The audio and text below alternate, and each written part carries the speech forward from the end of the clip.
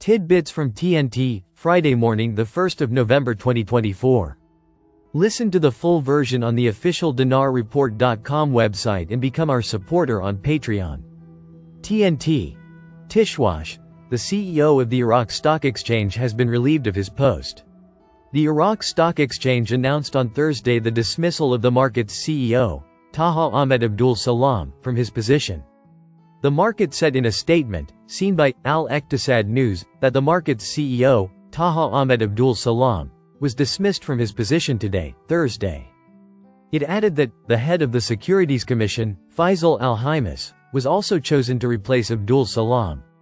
Tishwash. In cooperation with a foreign advisor, a parliamentary committee announces its efforts to amend the Oil Ministry law. The Parliamentary Oil and Gas Committee announced today, Friday, a move to amend the Ministry of Oil Law 101 of 1976, while indicating that the draft will be presented to the Council of Ministers soon. MP Bassem Nagmish, a member of the Oil and Gas Committee, said, a subcommittee was formed within the Oil and Gas Committee to review the legislation related to the oil sector.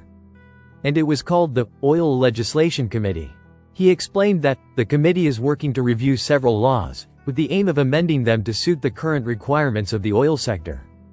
Indicating that, among these laws is the Oil Ministry Organization Law No. 101, of 1976, which is considered an old law that was amended about 3 times, the last of which was in 1982.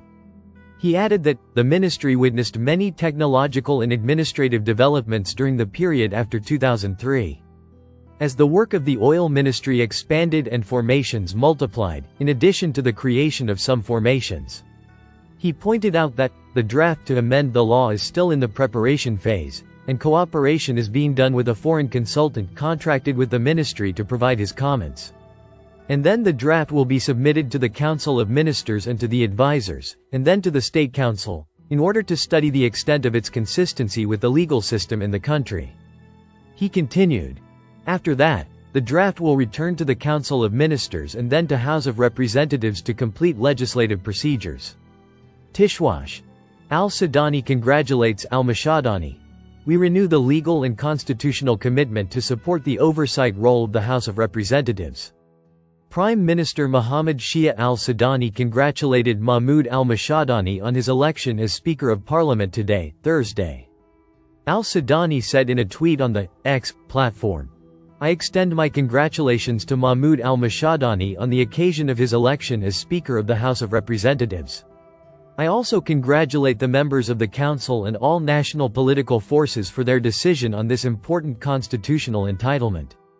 In a step that serves to complete the service of our people, which is a goal that the government has adopted as a slogan since the beginning of its work. He added, on this occasion, the government affirms its determination to continue implementing its government service development program.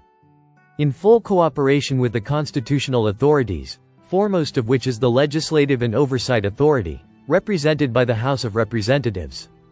Al-Sudani renewed the legal and constitutional commitment to support the oversight role of the House of Representatives, which complements the work of the government and consolidates its performance in its priorities by combating corruption and implementing the required reforms, concluding, we ask God Almighty for success and guidance for the Speaker of the House of Representatives and the esteemed Council in performing its duties, and everything that our honorable people await.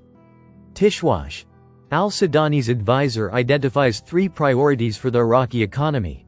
We are working on a new approach.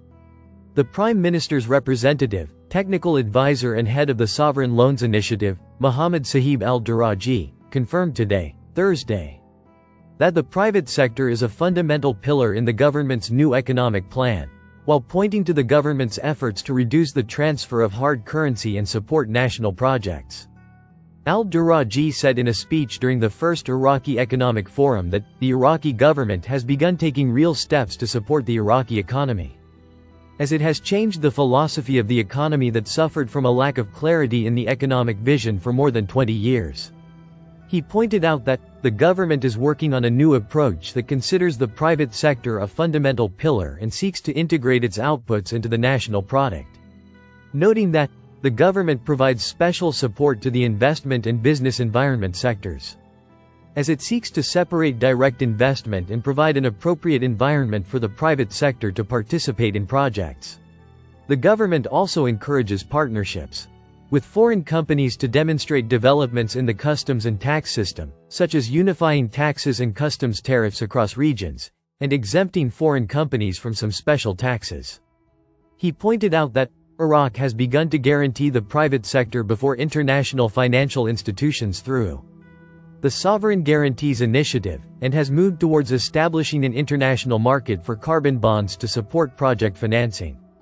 He pointed out the 3 priorities of the Iraqi economy: localizing industries, integrating with global financial institutions, and developing competencies for the public and private sectors. Adding that, the Iraqi market is open to global companies, especially in the construction and clean energy sectors, and that there is a trend to support the private sector through new legislation such as laws to protect intellectual property and partnerships between the public and private sectors. He added, the government supports the economy based on partnership with the private sector, with a focus on reducing the transfer of hard currency abroad. He expressed his hope that these conferences will produce outcomes that support the current government's orientations, which is the most attentive to the private sector and the most involved in decisions. Noting the presence of representatives from the private sector on the Development Fund's board of directors and within the Prime Minister's official delegations as a message of support for businessmen. Listen to the full version on the official dinarreport.com website and become our supporter on Patreon. Source: Dinar Recaps.